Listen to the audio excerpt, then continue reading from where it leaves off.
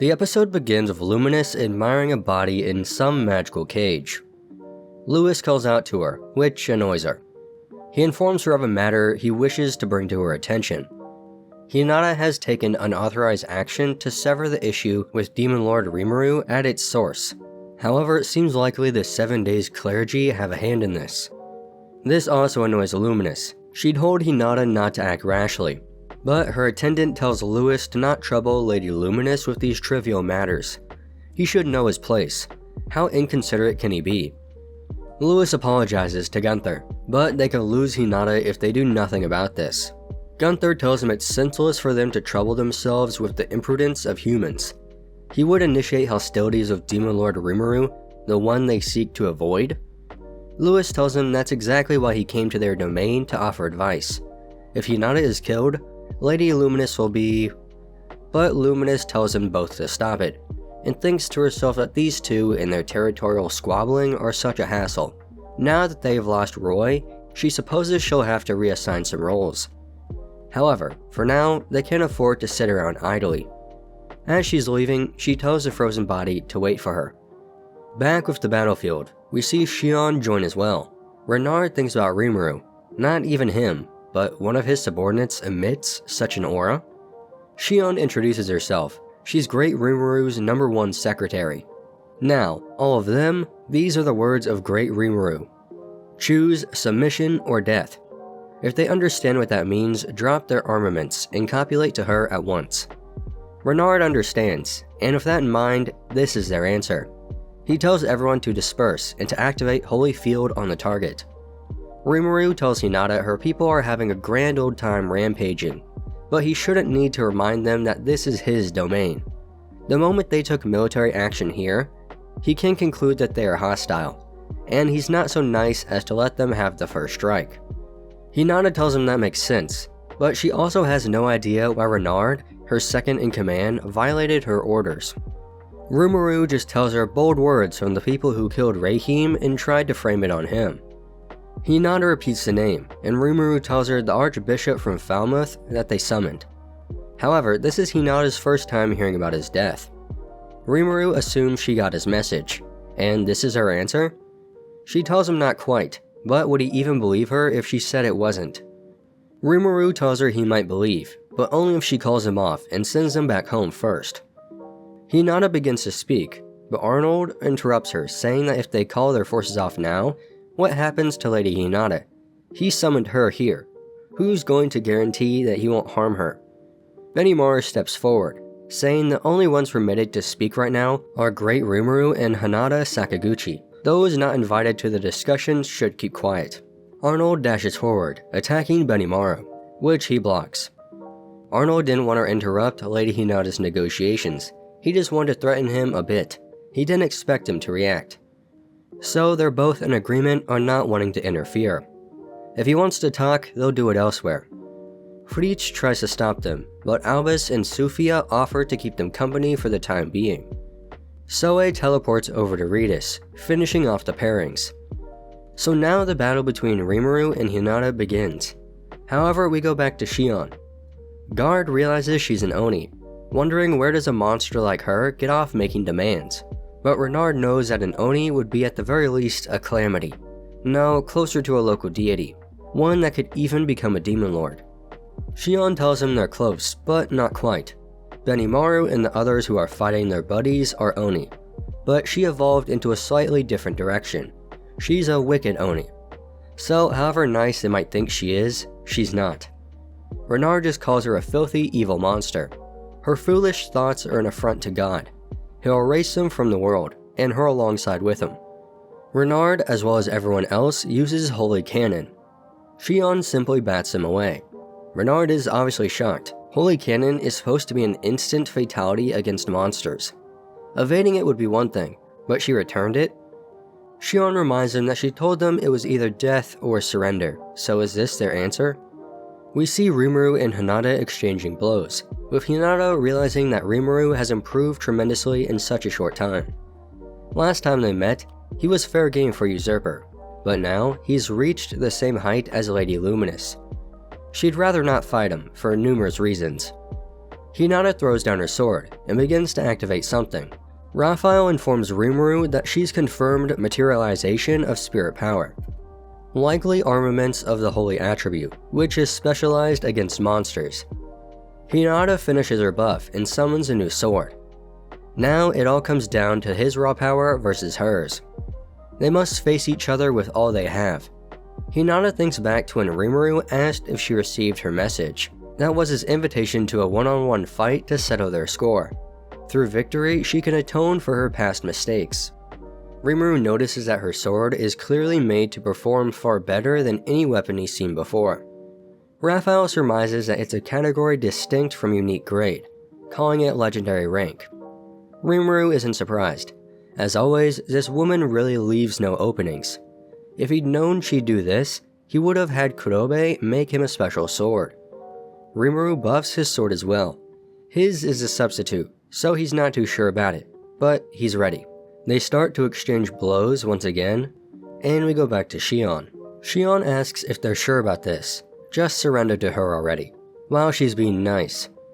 Guard calls her an idiot. She thinks she has the advantage just because she blocked one attack. Shion tells him, listen, this is the order Great Rimuru actually gave her, that she was to avoid killing them as much as possible. If they surrender now, they'll avoid taking any hits. She'll even treat them to her cooking as a special service.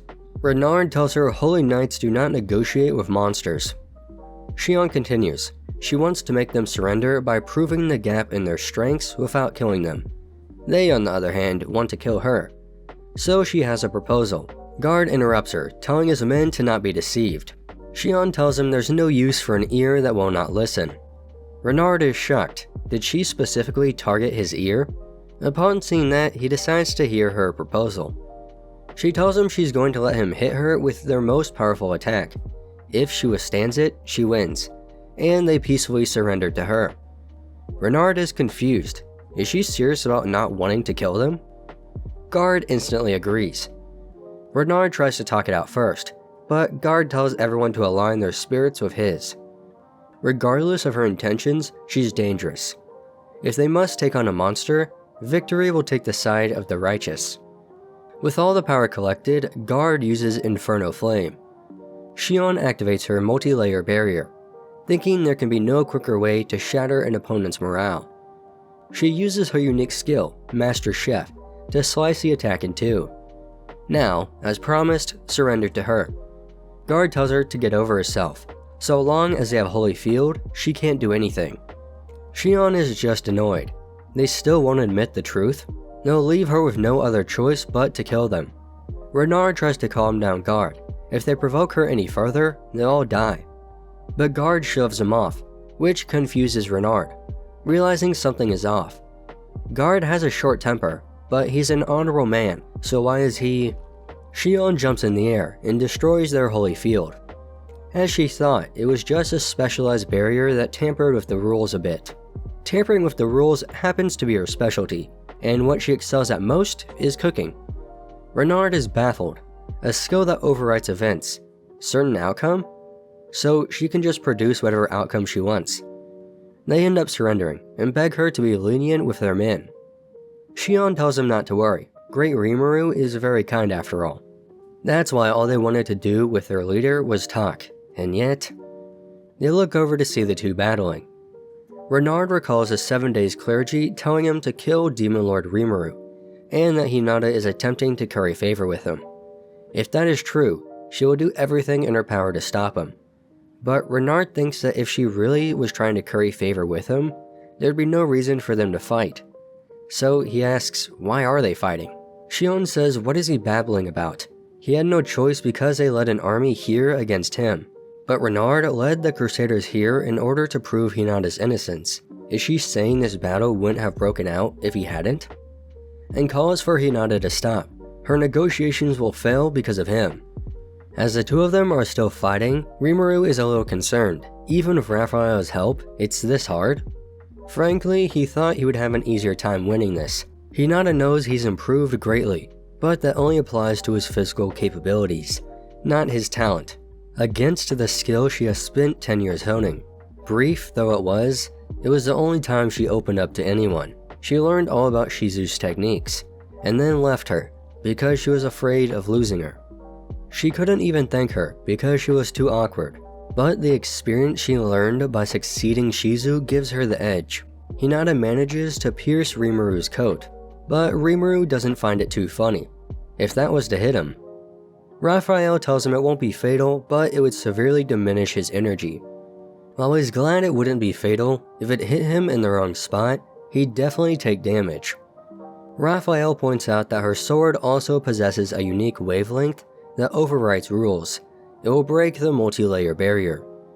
Rimuru knows it'll be tedious, but it's probably best to wait until she tires out. Not like he'll ever tire out after all. However, Hinata increases the speed of her sword strikes, as she unleashes a flurry of attacks. Hinata begins to land several attacks by luring him into spots where attacks are expected to land. Rimuru begs Raphael to do something, so she acquires Predict Future Attack, which allows Rimuru to keep up with Hinata's attacks. Hinata realizes that something changed since a moment ago. His movements are no longer hesitant. It was as if he knew where the sword was going to be. Hinata sees Shion returning with her men, same with Benimaru and the rest of the pairings. Hinata calls out to Rimuru, suggesting they finish their one-on-one battle in this next round. But let her warn him first. This technique is very dangerous. Raphael informs Rimuru that she senses that Hinata has no desire to kill him, which confuses Rimuru. Didn't she come here to kill him? No, he did think something seemed weird at first. Too late now though. He tells her if he withstands her attack, he wins, and to promise that she won't mess with his country again if she loses. Hinata promises. She only agreed to this battle because he asked for it. She had been hoping to simply have a discussion about their futures. Rimuru is confused. He asked for a one-on-one battle? She tells him yeah, she received his message. But Rimuru thought his message said he'd like her to agree to talk with him, but if she isn't satisfied with that, he'll take her on. They'll keep it between the two of them, so they don't bother anyone else. But if possible, he'd rather end this with a discussion. Hinata begins to prepare her attack. She would normally prepare to unleash this lethal move before her opponent notices. She didn't want to show it to him because she was afraid he'd easily copy it. But that's exactly why. She uses Melt Slash. Raphael reports that the attack is indefensible and unavoidable. She recommends sacrificing his ultimate skill, Beelzebub, to offset her attack. The attack creates a huge explosion. Once the cloud dissipates, Benimaru just smiles. He swears, anything goes with him. Hinata begins to laugh. He really is amazing. He took that attack on purpose, didn't he? Rimuru thinks no. What idiot would let that attack hit them on purpose? Rimuru notices that Raphael is oddly quiet, and gets a very strong sense that she's hiding something from him. Hinata admits her defeat. She can't continue to fight anyway. As they're talking, Hinata's sword begins to move, with Raphael reporting an imminent explosion. Hinata rushes towards Rimuru, saying to think they'd go this far, the 7-day clergy. The sword shoots an attack that Hinata protects Rimuru from. Then the episode ends. Some personal thoughts. I guess my main wonder for next week is what was Raphael being so quiet about? Did he get another skill? I feel like that's the case, because the attack that Raphael said was unavoidable was clearly not. So I assume that Raphael wanted to get hit by it in order to make use of the attack. That could also be why Hinata openly used the attack even though she was afraid that he'd copy it. So now I wonder if all the Holy Knights are going to join Rimuru's side, because Renard now understands that he's the reason this battle even started, and the one that put him on this path were the 7-day clergy, and now that Hinata got attacked by the 7-day clergy, obviously that'll make them question the motives and whether they're fighting for the right side or not. Because none of Rimuru's men, killed them, they let them live, things like that. I don't know, we'll just have to see. A good episode. If you like what I do, consider subscribing. It's a good way to show your support. If you have any comments or feedback, put that in the comment section down below.